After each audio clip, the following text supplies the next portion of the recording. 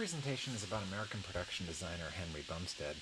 Active for over 50 years from the late 1930s through the early 2000s, he was one of the most prolific production designers from the golden age of Hollywood through really almost contemporary practice. He was born in Ontario, California, was originally interested in cartooning, and then transitioned to studying architecture at USC. After a few years realizing he didn't want to be an architect, he got a job at Paramount, working under the famous German production designer Hans Dreyer. An image here of Dreyer's film Cleopatra from 1934, directed by Cecil B. DeMille, starring Claudette Colbert, showing the very theatrical, pre-code Hollywood look. Bumstead would have worked as a draftsman with about 8 to 10 people in a large studio at Paramount, drawing in half-inch scale to the foot. He then worked at Paramount for another 20 years or so, before landing the film that we're going to talk about today, Vertigo, directed by Alfred Hitchcock. It was his second collaboration with Hitch after The Man Who Knew Too Much, done in 1956. As we can see, color would become extremely important in this movie. The scene towards the end of the film, largely lit by green neon from the back. The story of Vertigo involves a detective named Scotty, who's hired by an old friend, Galvin Elston, to tail his wife, Madeline, who's been acting strange. Scotty and Madeline fall in love, but then she unexpectedly commits suicide, possessed by a ghost of a woman who lived in San Francisco 100 years before. Scotty is driven mad after seeing her fall from the tower of a mission, hospitalized for depression until he meets another woman named Judy Barton, who looks extremely like Madeline. We then discover that Judy and Gavin were conspiring to impersonate Madeline, fake her suicide so that Gavin could steal her money. Now, Hitchcock was known as a very exacting director. He started as an art director before moving into directing, and we can see here on the left Hitch's sketch of one of the sets from the film, Scotty's apartment, and then Bumstead's realization of it to the right, including a transparency view out into San Francisco. The set here shown is for Gavin Elston's office. Gavin was supposed to be a wealthy man, but also avaricious, and Bumstead decided that him working as a shipbuilder would be an interesting profession for someone from San Francisco. Notice the plush, deep red carpet and giant mahogany desk. This is another image that shows the use of color in the film.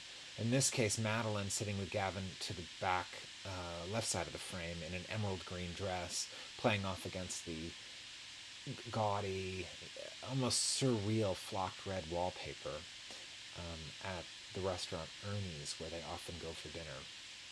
You can see some comparisons here to the contemporary photographer Gregory Crewdson, who's known for making photographs that look like film stills from non-existent movies. Crewdson says, "I feel like I'm aligned with a particular tradition in American art that finds a connection between ordinary life and theatricality." I think it's something that could be said about Hitchcock's work, and particularly Bumstead's work with Hitchcock. We can see how he renders out a climactic moment at the end of the film where Judy and Scotty return to the mission tower. Scotty conquers his vertigo that he got at the beginning of the movie, and Judy jumps to her death, recreating the suicide. There are a number of technical innovations in Vertigo. One that's notable is the dolly zoom effect that's created when a camera zooms in while dollying back at the same time, creating a change in perspective.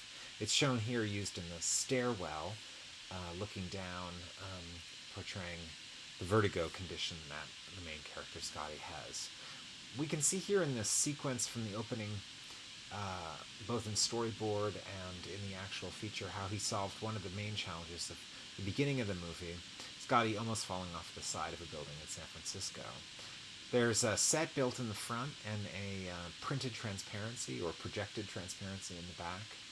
And then this is the shot of Scotty looking down at where he might fall. They built this with forced perspective to give a more heightened sense of the height and distance that he would have to fall, Hitchcock wanted it to have the scale of a city like New York as opposed to Los Angeles, where they shot it. Looking at some of his other work, we have a sketch here for To Kill a Mockingbird 1962, based on a famous novel taking place in the South, although built and constructed all on the backlot at Universal Studios. I think it's a beautiful illustration. It shows his sensitivity towards details like the muddy streets and the intertwining oak trees. Still here from the movie, you can see that it was shot in black and white, and he effectively used lots of contrast and shadows within the set to create these images of the children as witnesses to the problems of adults. Martin Scorsese hires him years later to recreate, for his recreation of the film Cape Fear, originally also from 1962. So you can really see how Bumstead's career bridges old and new Hollywood. This film shot all in Florida on location, in contrast to his earlier work in studio pictures. And we'll spend a little bit looking at his work, his design for the film Unforgiven, directed by Clint Eastwood. He did 9 films for Clint Eastwood, who, in contrast to Hitchcock, would let Bumstead make all the decisions, and felt like each person that he hired, he had complete faith in. For the film, they built an entire town. All of this you can see here, the town of Big Whiskey, was built on the plains in Alberta because Eastwood wanted to be able to shoot 360 degrees without seeing any other civilization. Bumstead says in the westerns that he designs, he likes to align the streets going from west to east to maximize the use of backlight. And finally, our last slide here, we can see the design for the interior of Clint Eastwood's character's farmhouse, sort of a mud brick structure, in this case built out of almost all real materials, and seen here in a series of continuity photographs that show us how the set would have been dressed.